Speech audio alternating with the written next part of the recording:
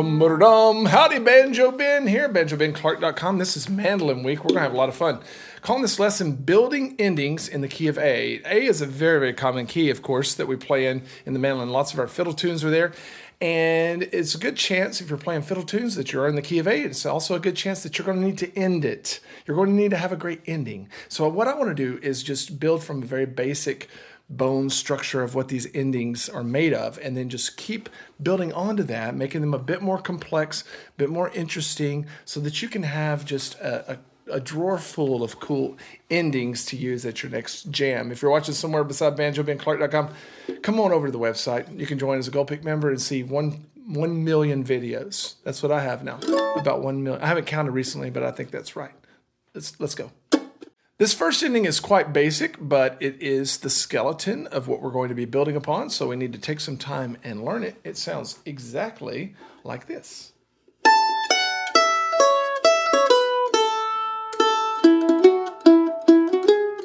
Okay, a little quicker.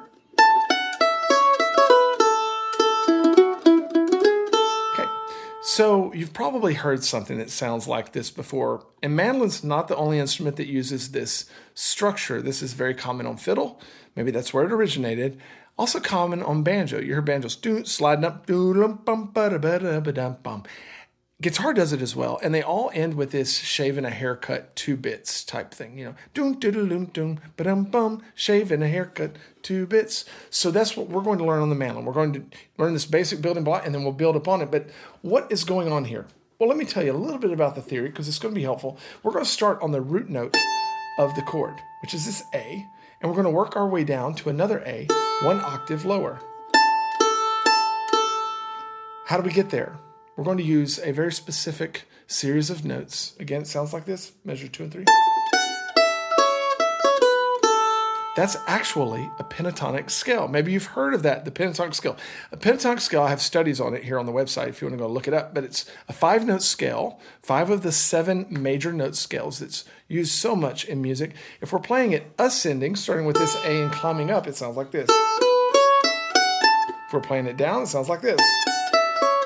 And whenever we use it in a certain order, we get this ending. All those are pentatonic scale notes. In fact, we're going to continue that in the second half, but we are going to borrow that major 7th tone on the 6th fret there from the major scale.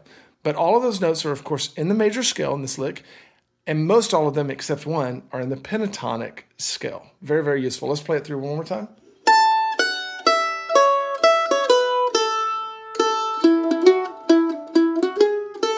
Okay, so let's take a look now at ending number 2 because we're going to build upon that pentatonic scale to make it a little more complex. Ending number 2, we're going to take that basic frame that we've just learned and we're going to add some more notes to it. It sounds like this.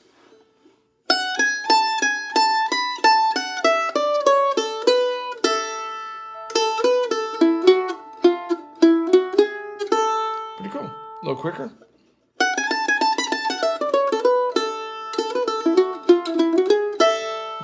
So what are we doing here? Well, we're expanding the usage of our notes. Not only are we choosing from the pentatonic scale, we're going to choose from every note in the major scale, which are, if you need a major scale study, I have them here on the site, but in the key of A, it's like this. Okay, so where we had quarter notes before, we're going to just throw in some other notes that are in the major scale between those. We have another difference there. Do you notice it? At the very start, we have a little pickup. So we're going to start on the 4th beat of the measure before with these 2 notes. If we're counting that in, 1, 2, 3, 4, and.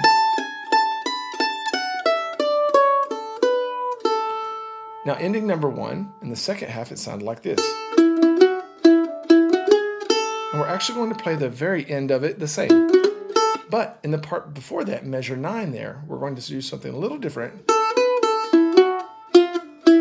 What in the world's going on there? What is that 3rd fret? That sounds a little bit out of place. Is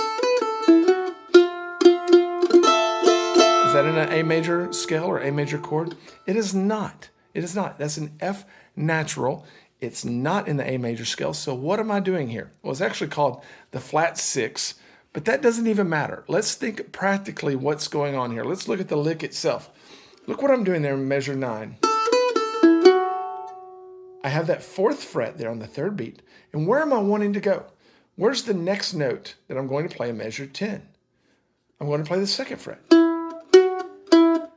What am I doing when I go from 4 to 2? I'm skipping over the 3rd fret. So this is just using that fret in between there as a stepping stone. It's just bridging the gap of the 2 notes. And we do that all the time when we're playing. That's one of the ways that we make up new licks is we have one note, we're wanting to get to another note.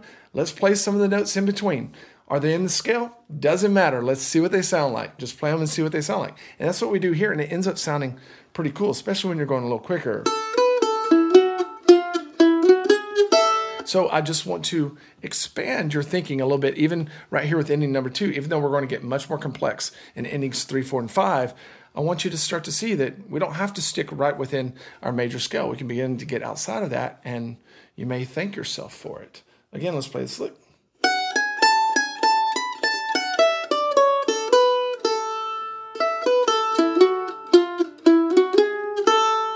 Great. Let's check out ending number 3. If you're watching somewhere else beside the website, I'd be honored to have you on board.